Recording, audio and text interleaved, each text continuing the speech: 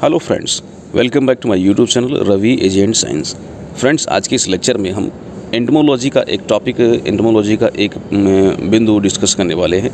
और साथियों, आज का जो टॉपिक है वो है कल्चरल कंट्रोल। एंटोमोलॉजी का एक इम्पॉर्टेंट इंसेक्ट पेस्ट कंट्रोल का एक इम्पॉर्टेंट जो मेथड है कल्चरल कंट्रोल। तो क्या होता है कल्चरल कंट्रोल, इसको हम डिस्कस करेंगे आज के इस लेक्चर में। कौन कौन सी कल्चरल प्रैक्टिसेस हैं जिसको हम यूज करके, जिसको हम अप्लाई करके कल्चरल कंट्रोल कर सकते हैं और कीटों को नियंत्रित कर सकते हैं। तो इस लेक्चर में हम डिटेल में जानेंगे कल्चरल कंट्रोल के बारे में। लेक्चर को स्टार्ट कर रहे हैं, पर स्टार्ट करने से पहले उन सभी साथियों से जिन्होंने फर्स्ट टाइम इस चैनल पर विजिट किया है, जो फर्स्ट टाइम लेक्चर को देख रहे हैं, अगर उन्होंने चैनल को सब्सक्राइब नहीं किया तो चैनल को सब्सक्राइब कर लें, बेल आइकन को हिट कर लें और ऑल नोटिफिकेशन को ऑन कर लें, जिससे कि जब भी हम कोई नया लेक्चर लेकर आएँ तो उसकी नोटिफिकेशन उन्हें सबसे पहले मिल सके। आइए लेक्चर को स्टार्ट करते हैं। तो सबसे पहले हम जानेंगे कल्चरल कंट्रोल क्या है। तो कुछ कल्चरल प्रैक्टिसेस को हम लोग अप्लाई करके, कुछ उसका उपयोग करके हम कल्चरल कंट्रोल करते हैं। मीन्स कहने का मतलब है कि इसमें हम कोई बहुत ज़्यादा लागत नहीं इसमें इनपुट करते हैं, बहुत ज़्यादा इसमें लागत नहीं लगाते हैं। हम कुछ परंपरागत तरीक़ों को अपनाते हैं और उससे हम इंसेक्ट पेस्ट का जो है कंट्रोल करते हैं। तो जैसा कि लिखा हुआ है, सांस्कृतिक विधि यानी आपका कल्चरल जो मेथड है, विभिन्न कृषि पद्धतियों यानी कल्चरल प्रैक्टिसेस का बुद्धिमानी से उपयोग किया या परिवर्तन करके हानिकारक कीटों की रोकथाम या कमी है। तो उनको किस तरीके से बेहतर तरीके से इस्तेमाल किया जाए कल्चरल प्रैक्टिसेस का, कि उससे इंसेक्ट पेस्ट को जो है, कीटों को जो है रोकथाम की जा सके। कीट नियंत्रण की सांस्कृतिक पद्धति यानी कल्चरल कंट्रोल में नियमित रूप से खेत के संचालन शामिल होते हैं ताकि कीट को नष्ट किया जा सके या उन्हें चोट लगने से बचाया जा सके। तो ये सब कुछ इसमें चीज़ें हैं जो इसमें अप्लाई करते हैं। तो आइए सबसे पहले स्टार्ट करते हैं, पहला पॉइंट डिस्कस करते हैं। दो कल्चरल कंट्रोल का जो पहला जो बिंदु है वो है प्रतिरोधी किस्मों का चुनाव करें आप, यानी जो रेजिस्टेंट वैरायटीज़ हैं उनको आप बोएं। तो जो रेजिस्टेंट वैरायटी होती हैं, तो बहुत सारी जो है क्रॉप्स की रेजिस्टेंट वैरायटी रिलीज़ की जा चुकी हैं। तो जो रेजिस्टेंट वैराइटीज़ होती हैं, उस रेजिस्टेंट वैराइटीज़ पर जो है इंसेक्ट पेस्ट का प्रकोप कम होता है। तो अगर इस तरीके से आप रेजिस्टेंट वैरायटी को आप अप्लाई करते हैं, यूज करते हैं, तो उस इंसेक्ट पेस्ट से आप बच सकते हैं। चलिए पढ़ लेते हैं लेक्चर को। तो प्रतिरोधी किस्मों का उपयोग सांस्कृतिक नियंत्रण की एक महत्वपूर्ण प्रथा है। एकदम ज़्यादा हिंदी हो गया है, प्योर हिंदी, तो उस पर थोड़ा सा ध्यान दीजिएगा। और बच्चे ज़्यादा जो है डिमांड करते हैं कि सर हिंदी में लेक्चर बनाइए, इसलिए हिंदी में बनाया गया, वैसे इंग्लिश में बनाने का हमारा जो प्रयास था। तो प्रतिरोधी किस्मों का जो उपयोग होता है सांस्कृतिक नियंत्रण की एक महत्वपूर्ण प्रथा है, महत्वपूर्ण जो है कह सकते हैं मेथड है। फसलों की कुछ किस्में ऐसी होती हैं जिन पर किसी दिए गए कीट द्वारा दूसरों की तुलना में कम हमला किया जाता है। तो कुछ ऐसी वैरायटीज़ होती हैं जिस पर जो है किसी दूसरी क्रॉप के कंपैरिजन में कम इंसेक्ट पेस्ट का प्रकोप होता है। मीन्स कहने का मतलब है कि वो रेजिस्टेंट है, क्योंकि इन कीटों के हमले के लिए प्राकृतिक प्रतिरोधी की उपस्थित होती है। नेचुरली भी प्राकृतिक रूप से भी ऐसा होता है। आप रेजिस्टेंट उसको बनाइए, या फिर कुछ रेजिस्टेंट होते भी हैं, ठीक है। तो अगर रेजिस्टेंट हैं तो उनको आप ज़्यादा से ज़्यादा यूज करिए। जैसे कि आपने देखा होगा कि जैसे आप फील्ड में जो है आपने क्रॉप्स लगाई हुई है, तो आप देखते हैं कि बहुत सारे ऐसे पौधे हैं जिनमें इंसेक्ट पेस्ट का प्रकोप नहीं हुआ है, और बहुत सारे पौधे हैं जिनमें ज़्यादा कीट लगे हैं। तो जिनमें कीट ज़्यादा लगे हैं उनको आप अवॉइड कर दीजिए, और जिसमें कम कीट लगे हैं आप उनको जो है चूज कर लीजिए, उनका सिलेक्शन कर लीजिए, और अगले जब सीजन में जो आप फसलों को लगाइए तो उन्हीं के जो बीज प्राप्त हों उसी को लगाइए। मीन्स कहने का मतलब है कि उस पौधे में रेजिस्टेंट पावर ज़्यादा है, वो नेचुरल रेजिस्टेंट है, तो उसको यहाँ पर जो है यूज किया जाएगा। आर्टिफिशियल यहाँ पर रेजिस्टेंट को हम नहीं यूज करेंगे। तो जैसे दिखाया गया है कि देसी कपास है, देसी कपास में अमेरिकन कपास की तुलना में जो है सफ़ेद मक्खी और जो सुंडी होता है उसकी तुलना में अधिक प्रतिरोधी है। तो देसी कपास वाले में अमेरिकी कपास की तुलना में जो सफ़ेद मक्खी है, वाइट फ्लाई, और सुंडी यानी आपका जो कैटरपिलर होते हैं, इनके लिए अधिक प्रतिरोधी क्षमता पाई जाती है किसमें, देसी वाले कॉटन में। इसलिए प्रतिरोधी किस्मों का उपयोग करके हमला किए गए कीट की जाँच की जा सकती है। तो अगर आप रेजिस्टेंट वैरायटी का उनको अप्लाई करते हैं, रेजिस्टेंट वैरायटी आप यूज़ करते हैं, तो इससे आप जान सकते हैं कि इसमें मतलब कितनी रेजिस्टेंसी है और कौन सा इंसेक्ट पेस्ट इसमें नहीं लगा है। दूसरा आप क्या कर सकते हैं कि फसल चक्रण यानी क्रॉप रोटेशन को आप इस्तेमाल कर सकते हैं। तो आमतौर पर कुछ कीट जो होते हैं फसलों पर हमला करते हैं, इसलिए फसल चक्र का पालन करना अधिकांश कीड़ों के संक्रमण को कम या नियंत्रित किया जा सकता है। तो क्रॉप रोटेशन को आप अपनाते हैं, तो क्रॉप रोटेशन अपनाने से बहुत सारे फ़ायदे होते हैं। जैसे धान के बाद पटसन की खेती करके धान की तना बेधक की प्रकोप को रोका जा सकता है। अगर धान के साथ आप पटसन की खेती कर लेते हैं तो इससे आप धान के तना बेधक के प्रकोप को आप रोक सकते हैं। इसी तरीके जूट के बाद आप धान की खेती करके जूट के बाली वाली सुंडी को नियंत्रित किया जा सकता है। तो जूट के बाद अगर धान की खेती करें तो मतलब ये सब जो इंसेक्ट पेस्ट की बात कर रहे हैं, ये सब इंसेक्ट पेस्ट हैं, कौन से हैं, ये सब मोनोफेगस वाले हैं। तो अगर आप जो है इन इंडिविजुअल क्रॉप्स के बाद दूसरी क्रॉप्स को अप्लाई करते हैं, लगाते हैं, तो फिर वो उनका पोषण नहीं मिल पाएगा और वो जो है पोषण के अभाव में फिर वो उनकी डेथ हो जाएगी, मर जाएंगे। तो इस तरीके से क्रॉप रोटेशन को, अगर आपको पूरी जानकारी है कि इस इंसेक्ट पेस्ट के बाद अगर इस क्रॉप को हम लगाते हैं तो हमारा जो है इंसेक्ट फिर जो है वो डिस्ट्रॉय हो जाएगा, नष्ट हो जाएगा, मर जाएगा, तो आप इस तरीके से क्रॉप रोटेशन को अपना सकते हैं। अगली बात हम करते हैं फसल अवशेष विनाश की, यानी जो क्रॉप का जो है कह सकते हैं क्रॉप का जो अवशेष होता है, यानी फसल का जो अवशेष होता है, मतलब कटाई के बाद जो बच जाता है खेतों में, ठीक है। तो कुछ कीट जो होते हैं, उदाहरण के तौर पर चावल और गन्ने के तना छेदक और खीरा का जो है भृंग यानी बीटल आदि फसल के अवशेषों में रहते हैं। जो फसल का अवशेष है, जो रेसिड्यू होता है, उसमें पाए जाते हैं और अगले मौसम की फसल पर हमला कर देते हैं। तो ये उसी में पाए जाते हैं, फसल अवशेष में। फिर उसके बाद जब नेक्स्ट सीजन आता है तो उसमें ये फिर से जो है अटैक करते हैं। तो ऐसे कीड़ों को फसल काटने के बाद अवशेष को जलाकर नष्ट करके नियंत्रित किया जा सकता है। तो अगर आपको पता है कि ये इंसेक्ट पेस्ट इन क्रॉप के अवशेषों में, फसल के अवशेषों में पाए जाते हैं, तो आप फसल के अवशेष को ही नष्ट कर दीजिए, जिससे कि अगले सीजन में कीट का प्रकोप ना हो पाए।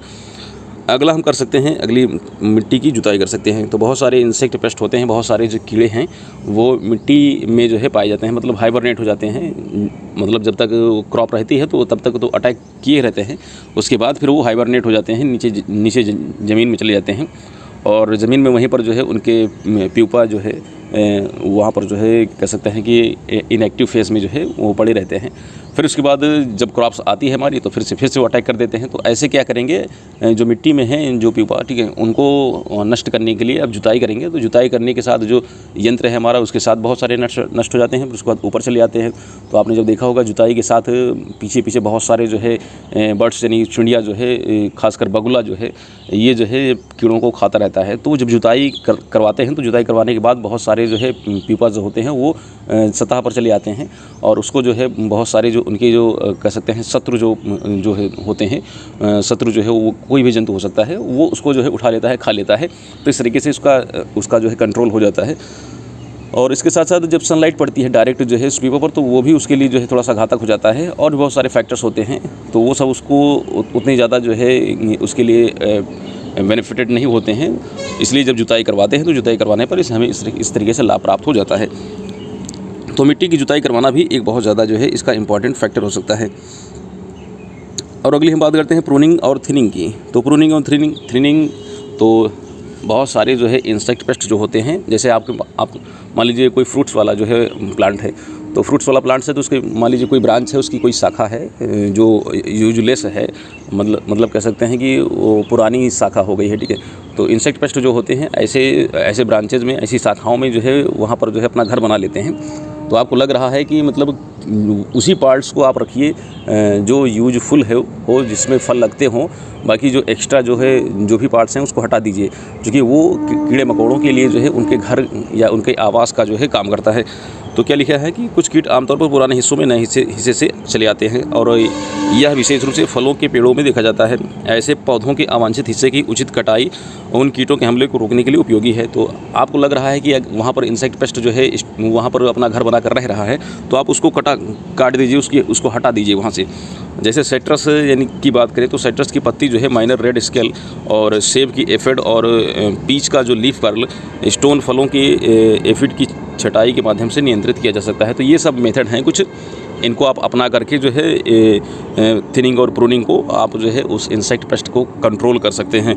फसल के पौधों को पतला करके कुछ कीटों के प्रकोप को नियंत्रित किया जा सकता है, जैसे कि धान के हरे पत्तों वाले हॉफर के संक्रमण को चावल के पौधों को पतला करके कम किया जा सकता है।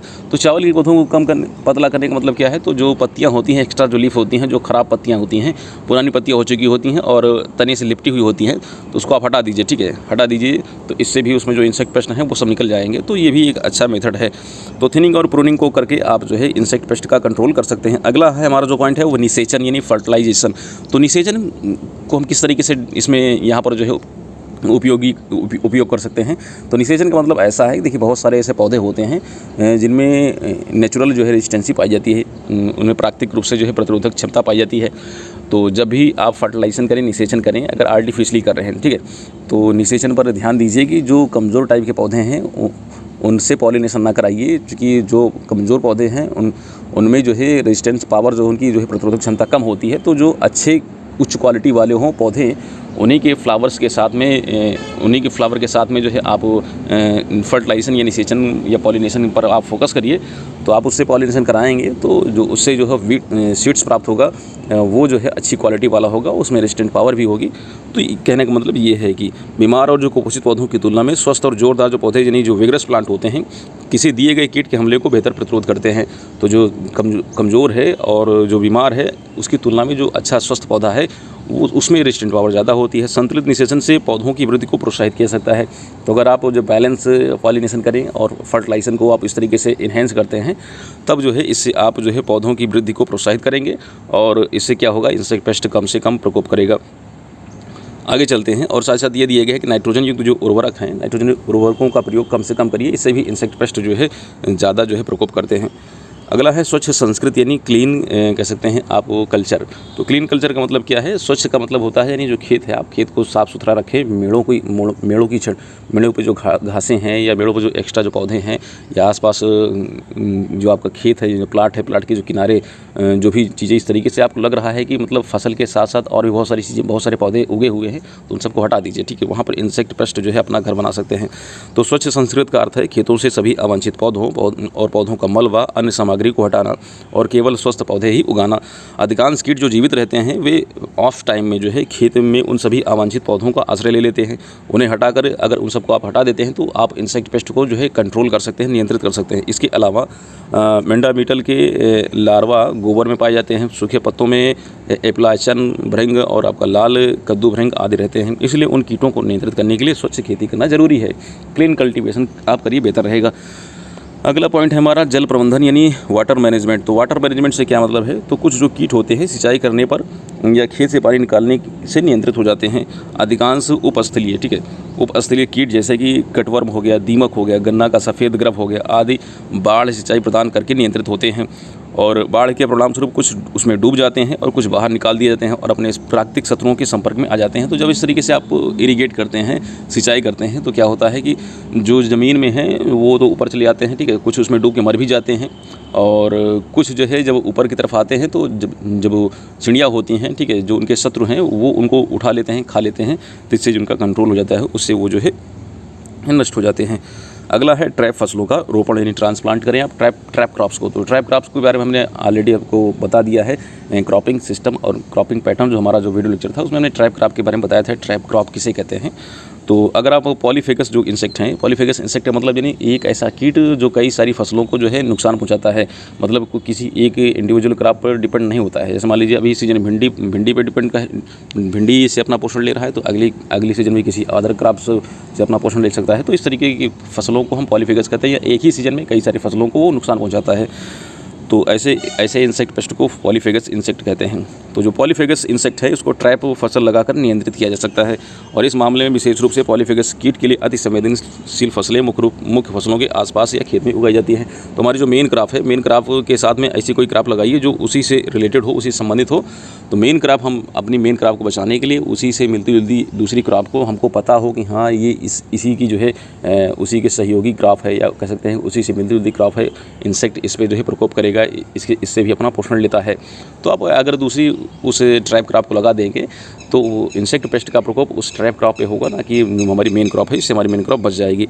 तो ट्रैप क्रॉप्स का भी आप इस्तेमाल कर सकते हैं। जैसे भिंडी को जो है कपास के खेतों के चारों ओर लगा सकते हैं, तो इससे जो कपास के पौधे हैं वो बच जाएंगे और भिंडी की जो भी इंसेक्ट पेस्ट होंगे वो भिंडी पर प्रकोप करेंगे, भिंडी पर जो है इन्फेक्ट करेंगे।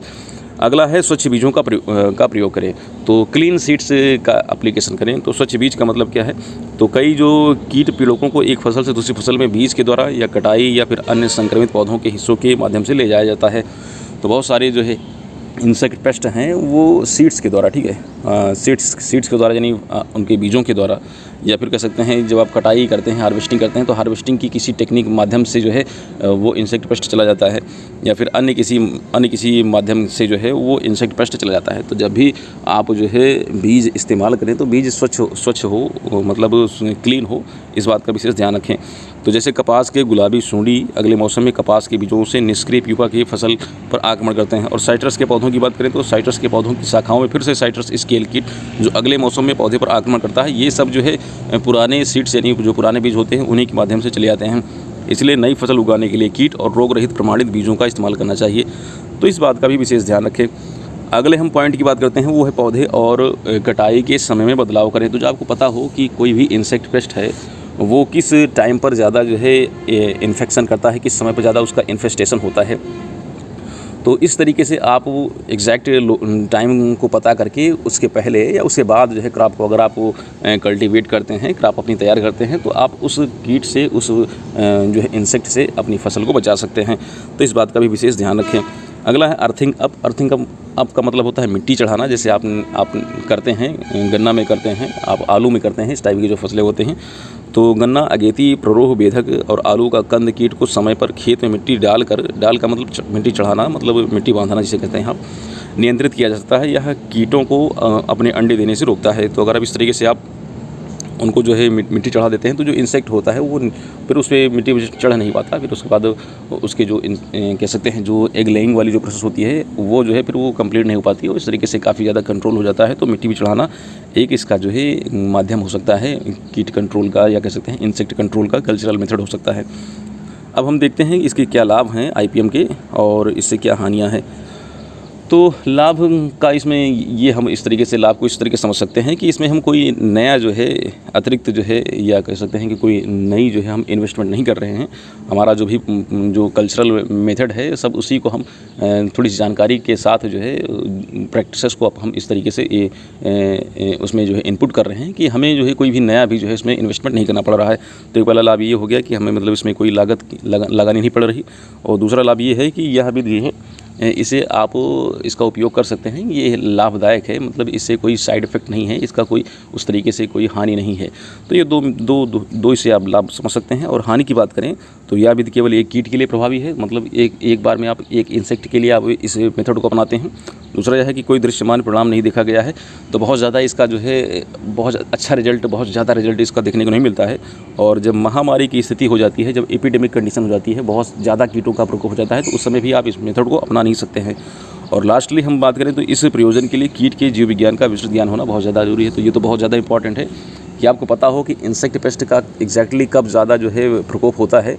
और इंसेक्ट पेस्ट के बारे में जब आप पूरी जानकारी रखेंगे तभी आप इस कल्चरल मेथड को आप अपना सकते हैं।